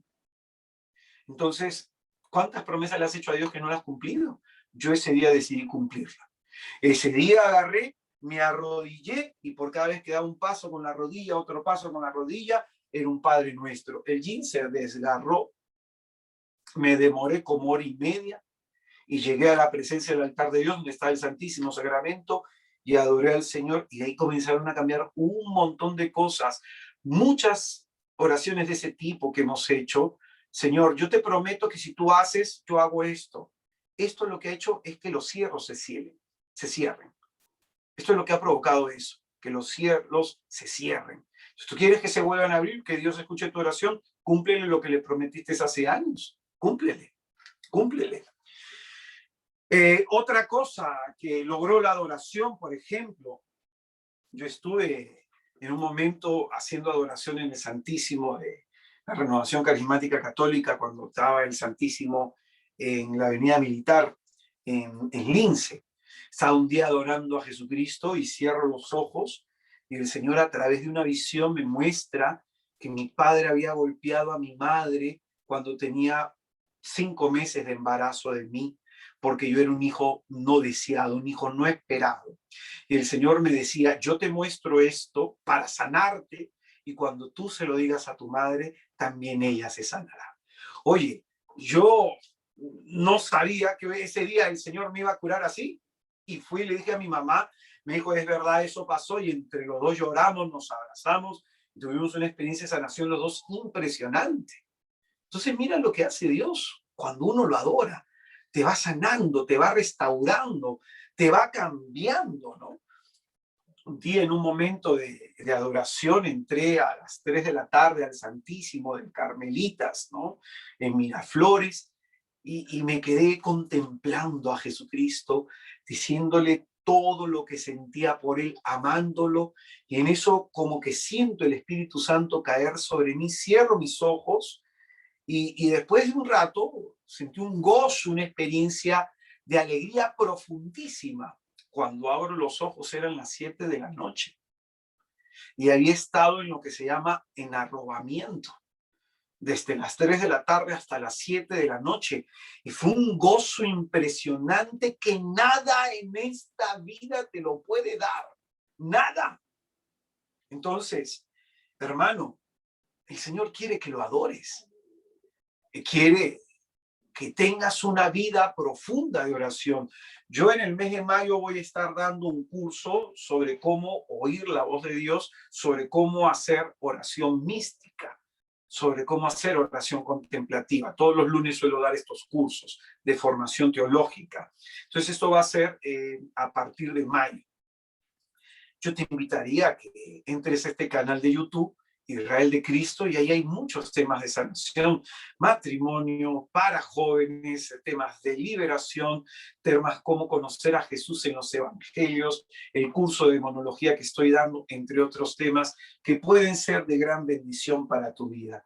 Yo ruego con sinceridad, hermano, que lo que pobremente te he podido transmitir en este retiro sea realmente de bendición para tu vida, que te haya podido servir para conocer más a Jesús de Nazaret y para dejar que Él transforme, que Él sane, que Él libere, que restaure tu vida. Ahí en donde te encuentras vamos a invocar a la Santísima Trinidad sobre nosotros, en el nombre del Padre, del Hijo y del Espíritu Santo. Amén.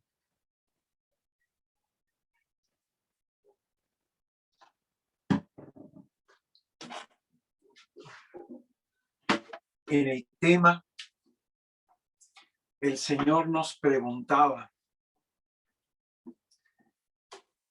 si yo soy vuestro Padre, ¿en dónde está mi honra? Si yo soy vuestro Señor, ¿en dónde está mi respeto? ¿Dónde está la adoración que tú y yo le debemos a Dios, hermano? En donde te encuentres, te voy a invitar a adorar a Jesús con todo el corazón.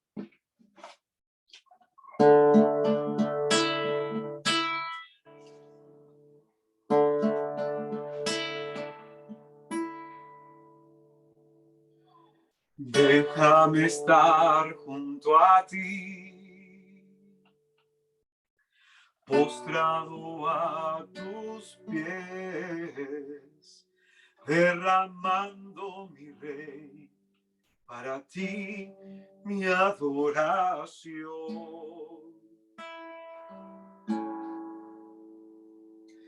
Déjame estar junto a ti, postrado a tus pies, derramando mi rey, ante ti mi adoración. Permite, Señor Jesucristo, que podamos entrar en este momento en tu presencia para adorarte a ti. Oh Dios grande y poderoso, poderoso, Señor misericordioso, te adoramos y te bendecimos por toda gracia recibida en estos días. Adorado, Señor. Déjame estar junto a ti, postrado a tus pies, derramando mi rey para ti, mi adoración. Déjame estar junto a ti, postrado a tus pies, derramando mi rey para ti, mi adoración. Es tu amor, mi buen Dios, que necesitan mis heridas. Es tu amor, mi buen Dios, que calma toda ansiedad en mí. Es tu amor, mi buen Dios, que necesitan mis heridas. Es tu amor, mi buen Dios, que calma toda ansiedad en mí. Mi alma tiene sed de ti. Mi alma tiene sed de ti. Mi alma tiene sed de ti. Mi alma tiene sed de ti. Es tu amor, mi buen Dios, que necesita mis heridas. Es tu amor, mi buen Dios, que calma toda ansiedad en mí. Es tu amor, mi buen Dios, que necesitan mis heridas. Es tu amor, mi buen Dios, que calma toda ansiedad en mí. Te invito ahí en donde estás, levántale tus manos al Señor. Levántale tus manos al Señor y como la samaritana, vamos a decirle: Señor, dame de esa agua para que no sufra más de sed. Mi alma tiene sed de ti. Mi alma tiene sed de ti. Mi alma tiene sed de ti. Mi alma tiene sed de ti. Mi alma tiene sed de ti. Mi alma tiene sed de ti. Mi alma tiene sed de ti, tan solo de ti. Mi alma tiene sed de ti.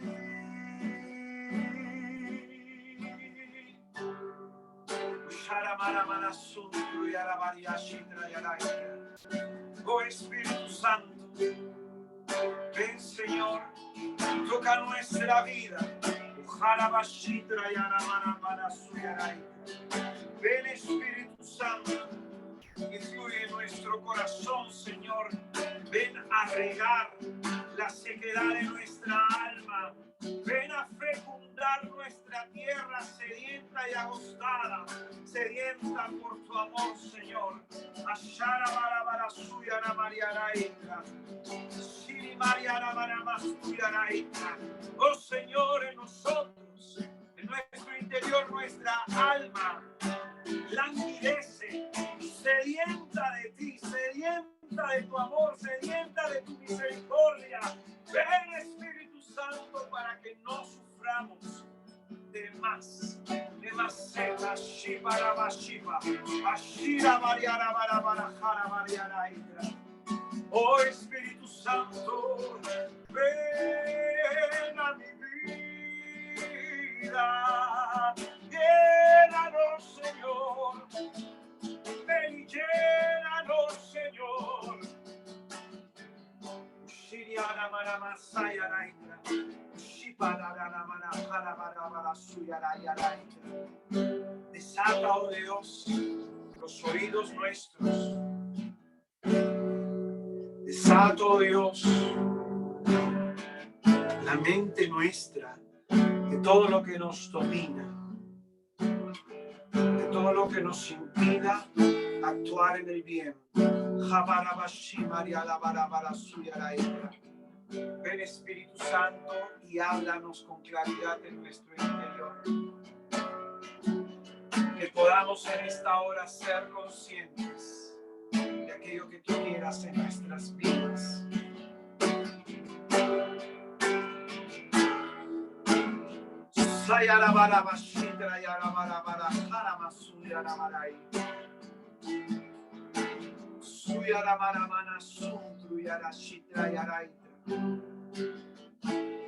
Ven, Espíritu Santo,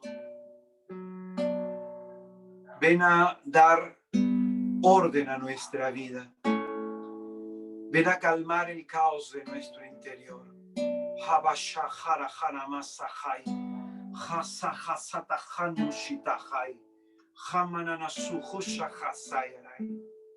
Ven a romper nuestras ataduras, Señor. Ven, Espíritu Santo, a darnos gracia y alegría.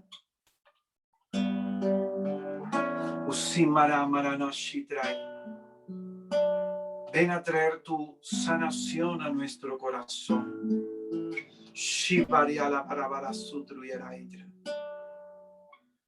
Que podamos sentir que nuestras fuerzas son renovadas. Que podamos sentir que nuestro ánimo es restaurado.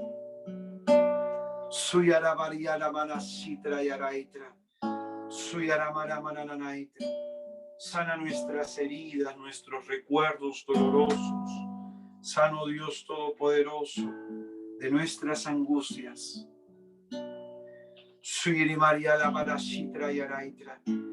Las raíces profundas que son causa de pecado, cúralas, Espíritu Santo.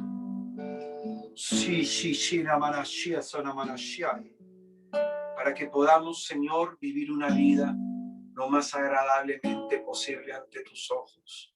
Pídele eso al Espíritu Santo. Dame la gracia, Señor, y el deseo de vivir una vida lo más decentemente posible delante de ti. Lo más agradablemente posible ante tus ojos.